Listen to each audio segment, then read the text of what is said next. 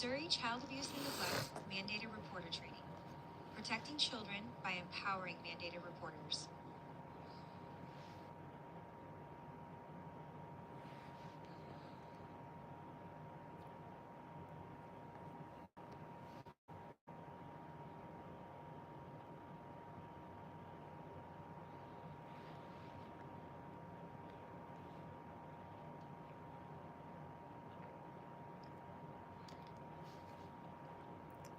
Navigate the following lessons by clicking the Next or Previous button on the bottom of each slide.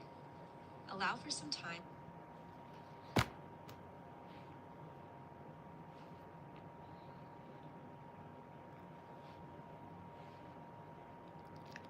Navigate the following lessons by clicking the Next or Previous button on the bottom of each slide.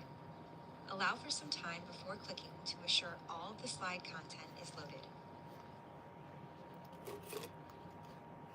Links throughout the training will open in a new window or tab in the browser.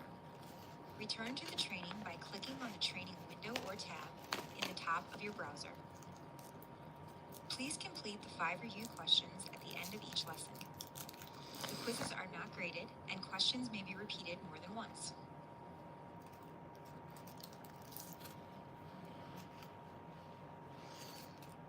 Mandated Reporters' Emotional Safety. Throughout this training, you will be exposed to child abuse content. Meeting your need for emotional safety is essential when being exposed to trauma. Please remember your right to decide when and how you learn these skills. This training is not timed. You may pause, step away, and return to the training at any time. How you feel matters. Thank you for your investment in protecting children.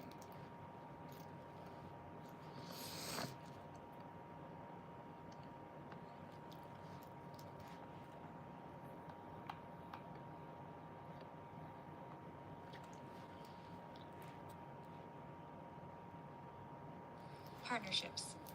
The organizations below made this training possible by investing in children. Missouri Kids First, the Missouri Children's Trust Fund, the University of Missouri, Missouri Department of Health and Senior Services, Missouri Department of Elementary and Secondary Education, Missouri Department of Mental Health.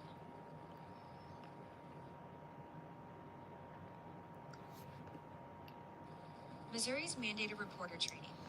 Task Force on the Prevention of Sexual Abuse of Children.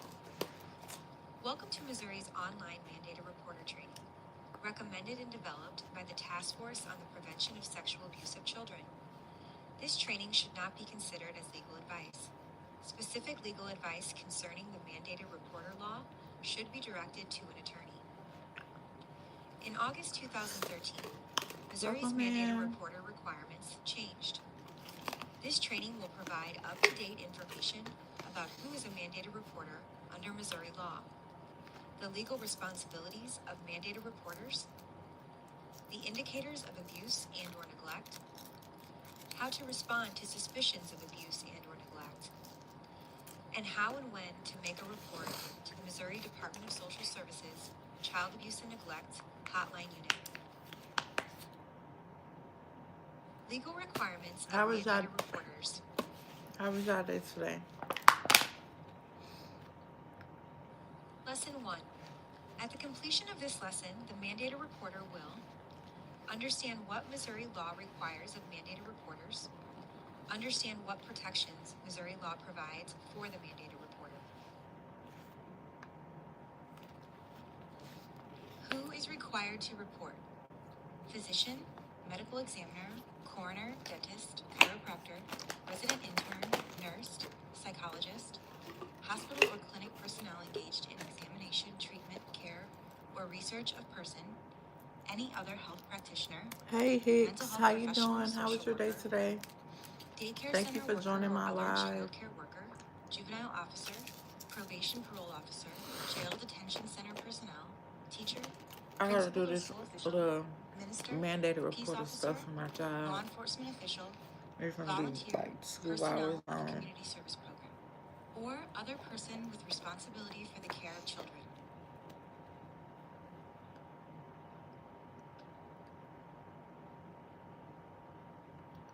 Legal requirements of Missouri's mandated reporters.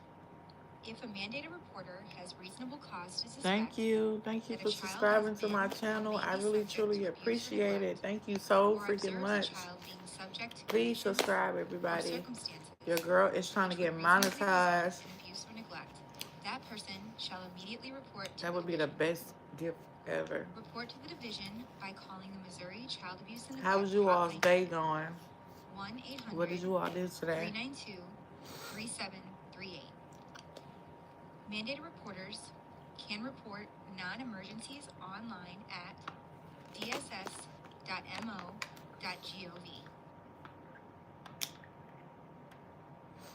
No internal investigations. Example. Sally reluctantly told her teacher about Hello, a sexual Zachary. situation. Thank y'all for joining my live. To several other adults in the school. Welcome Sally in, was then asked to everybody. participate in multiple interviews with different adults that had the effect of re-traumatizing her. It also interfered with the later investigation and prosecution of her abuser. If you, as a mandated reporter, feel compelled to question the victim when reporting, do not re-interview. Okay. Awesome words. What you mean? Thank you for joining my live, Pluto Slick. Thank y'all for joining me. Please subscribe to your girl channel. I'm trying to get monetized. Mandated reporters are individually required to report. You just even stopping on Reporting here requirements is like are individual, a blessing. not So I thank institutional. y'all just for that. And no supervisor or administrator may inhibit or impede any reporting. How was you all's Mandated day? reporters making a report shall not be subject to any sanction, including any adverse employment action for making a report. Every employer shall ensure that any employee required to report has immediate and unrestricted access to communications technology necessary to make an immediate report, and is temporarily relieved of other work duties for such time as is required to make any report.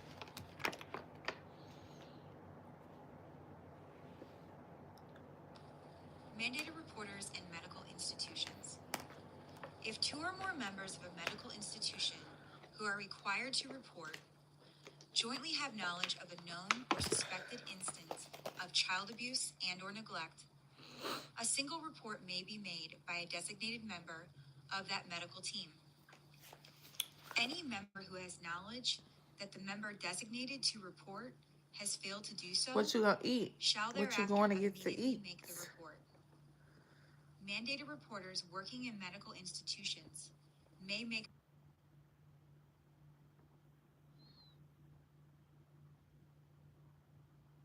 It ain't letting me do what I need to do, but it's okay. anyone can report child abuse and neglect. Oh, let me be quiet. In addition to those who are required, anyone who has reasonable cause to suspect child abuse and or neglect can make a report.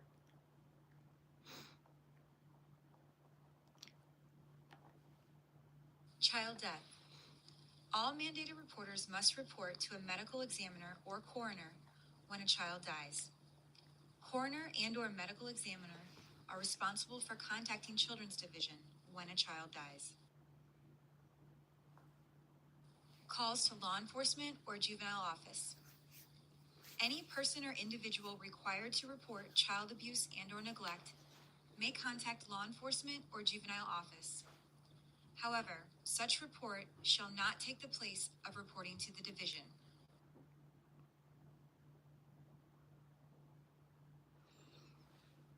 I'm holla back, hold it down.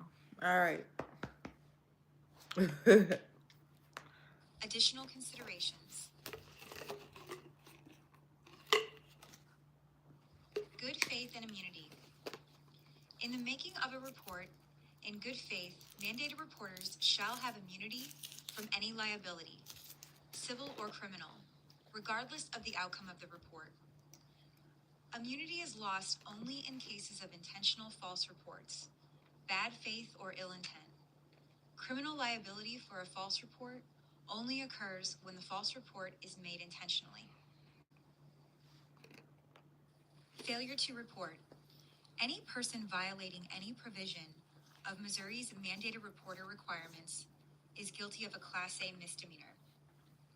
Any person who intentionally files a false report of child abuse and/or neglect shall be guilty of a Class A misdemeanor. A Class A misdemeanor may result in up to 1 year in jail and/or up to $1,000 fine. Privileged communication. Any legally recognized privileged communication, except that between an attorney and client, or involving communication made to a minister or clergy person, shall not apply to situations involving known or suspected child abuse or neglect, and shall not constitute grounds for failure to report. Privileged communication does not apply in all situations regarding a minister or clergy person. Legal questions concerning the mandated reporter law should be directed to an attorney. Definitions for incompetent to testify and minister's duty to report below. Mandated reporter's information is held confidential.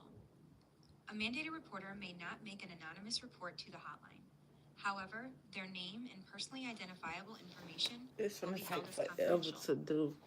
In the state of Missouri versus Tucker, the Missouri Supreme Court ruled that the Children's Division may not be court ordered to release the identity of reporters. Those appropriate federal, state, or local government agencies with the need for such information in order to carry out its responsibilities under the law to protect children from child abuse or neglect may have access. The reporter's information is not released to parents, alleged perpetrators, children, or other family members. If you believe your identification has been released, contact your local Children's Division circuit manager. How's your day going? Hey, everybody. If you are aware that a child is a refugee, has tribal Thank y'all for joining my live. I really appreciate the support. Thank you for supporting me. Inform the hotline when making I'm just doing some videos I gotta do for work. And it's gonna be like 2 hours long, and I'm so tired. And I gotta be at work early in the morning. Used as a safe network and support system for the family.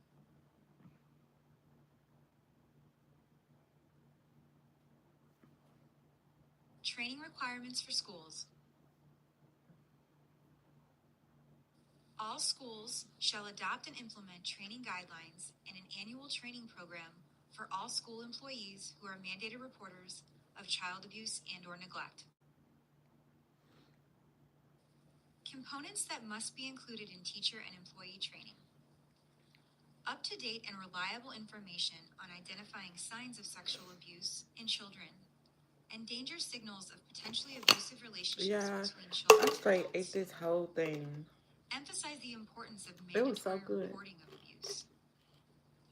Obligation of mandated reporters to report suspected abuse by other mandated reporters. It was so good. This was so good. How to establish an atmosphere of trust so that students feel their school has concerned adults the candy cane with whom they feel comfortable discussing matters related to abuse. It's only, what, 2 left in here? So good. Sexual abuse education for students. Missouri law requires that school districts annually provide trauma-informed, developmentally appropriate sexual abuse training, at minimum for grades 6 through 12.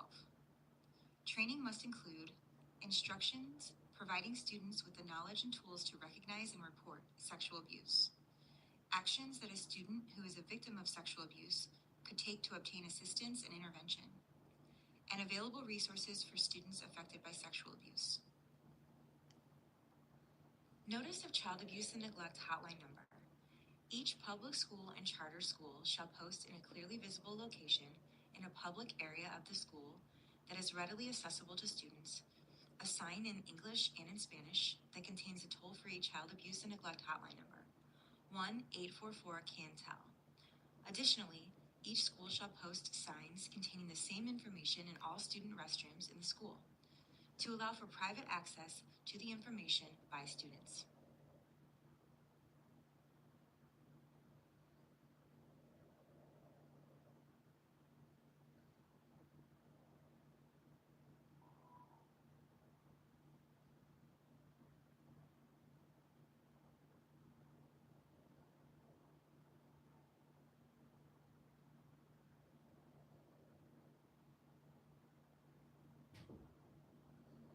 End of Lesson 1 questions.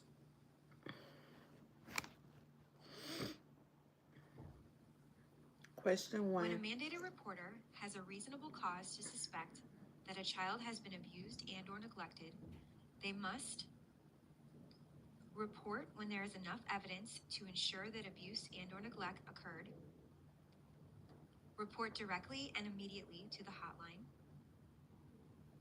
request approval from a supervisor to report, report after 24 hours. I got it right. Is that correct? A teacher tells her school's counselor and principal that she suspects one of her students is experiencing abuse. What should happen next? Click on the single best answer and select Submit. Counselor and principal handle the situation because the teacher fulfilled her legal obligation. Teacher follows up with the counselor and principal at the end of the day to ensure a report was made to the hotline. Got it Internal right investigations again. by a mandated reporter should Welcome not in, y'all. occur Thank y'all for joining my because live. Please subscribe to your check girl all the above. channel. Sub. You feel me? It interferes How was with the y'all day? investigation What y'all been and/or doing? What's prosecution y'all plans for of the the abuse holidays? incident. It re-traumatizes the child. It is not a mandated reporter's role to investigate.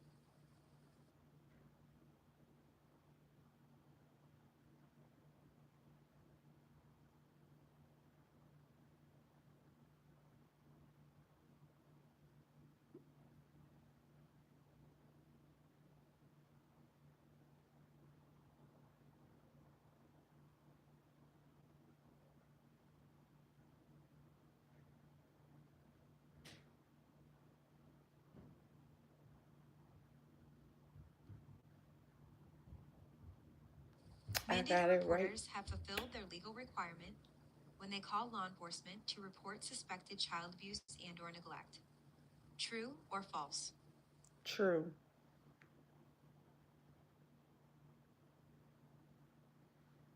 No, I'm gonna say false. A mandated reporter's personal identification is shared with the family when making child abuse and/or neglect reports. True or false? False. Because you can always go anonymous. You have completed Lesson 1. Quick lesson 2 to begin. Lesson 2. Indicators of child abuse and neglect. Hey y'all, thank y'all for joining. Lesson 2. At the completion of this lesson, the mandated reporter will I understand need to how wash Missouri law my defines hair. child Should I abuse and do a neglect video about me and washing recognize the my indicators hair? of child abuse and neglect. I think I'm gonna bake a cake this weekend. Child Abuse Prevention and Treatment Act. CAPTA sets forth a minimum definition of child abuse and/or neglect. States may add to definition, but not take away.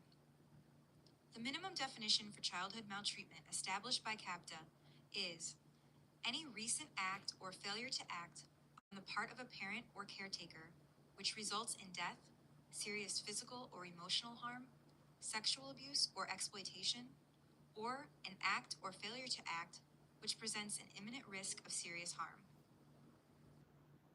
Child abuse and neglect defined. Abuse is any physical injury, sexual abuse, or emotional abuse inflicted on a child other than by accidental means by those responsible for the child's care, custody, and control, except that discipline including spanking, administered in a reasonable manner, shall not be construed to be abuse. Victims of abuse shall also include any victims of sex trafficking or severe forms of trafficking. Child, any person, regardless of physical or mental condition, under 18 years of age. So it's saying you can spank your kid without it being abuse. Care, custody, and control. Those responsible for the care, custody, and control of a child includes, but is not limited to, the parents or legal guardians of a child, other members of the child's household. So you can Those spank your exercising kids, but you supervision can't of the like child beat on for them or any nothing part like of a that. 24-hour day. Any adult person who has access to the child based on relationship to the parents of the child, or members of the child's household or the family. Any person who takes control of the child by deception, force, or coercion. School personnel, contractors, and volunteers, even if the alleged abuse or neglect occurred outside of school hours and/or grounds.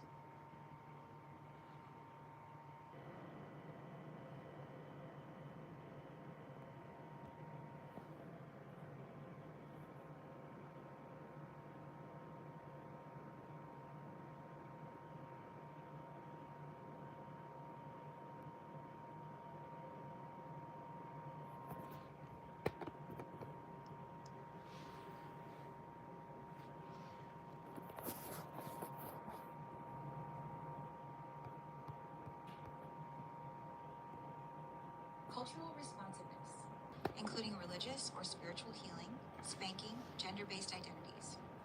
Identify and nurture the cultural strengths, beliefs, and practices of the child and family. Integrate that knowledge into a plan to protect the child. If the cultural practice falls within the legal definition of child abuse, it must be reported. Reporting bias.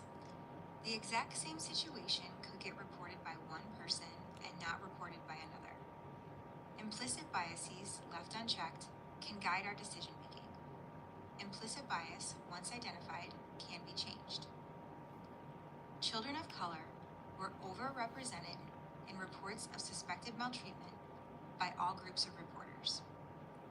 Mutual sexual exploration between LGBTQ or Black youth is more likely to be reported than sexual behavior between white youth of different sexes.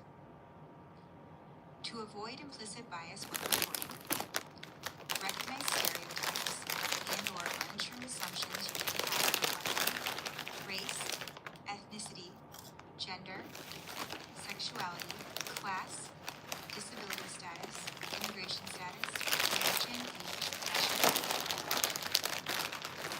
Implicit bias is shaped by our experience of what is safe and risky. When we view families solely through the lens of their risk, we may miss strengths that create safe physical, emotional spaces for children. Become culturally responsive to achieve greater consistency in reporting practices and better outcomes for children.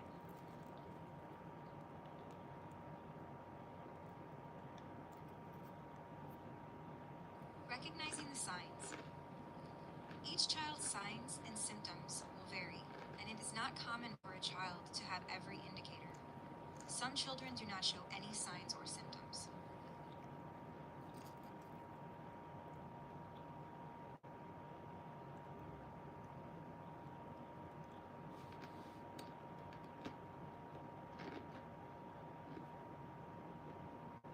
Recognizing the signs. The behavior of an abused or neglected child and other family members may be sporadic and unpredictable. Indicators should be used only as a general guide.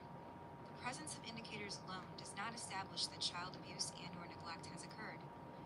Indicators always suggest that adults take additional interest in the child. Indicators listed in course are a sampling. For an extensive list of indicators of child abuse and/or neglect, please visit Child Welfare Information Gateway. Physical abuse.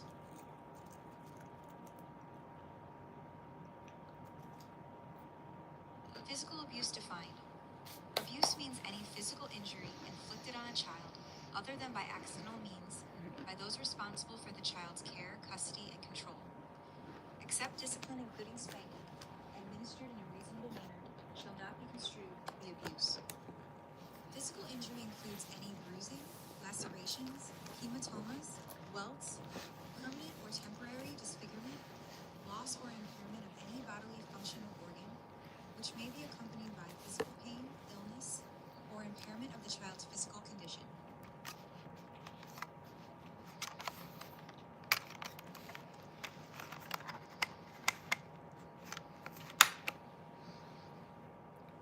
Physical abuse indicators.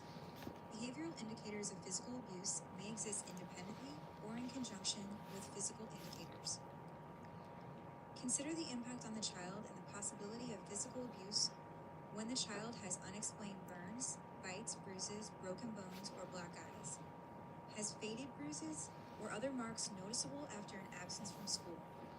Seems frightened of the caregiver and protests or cries when it is time to go home. Reports injury by a parent or other adult caregiver.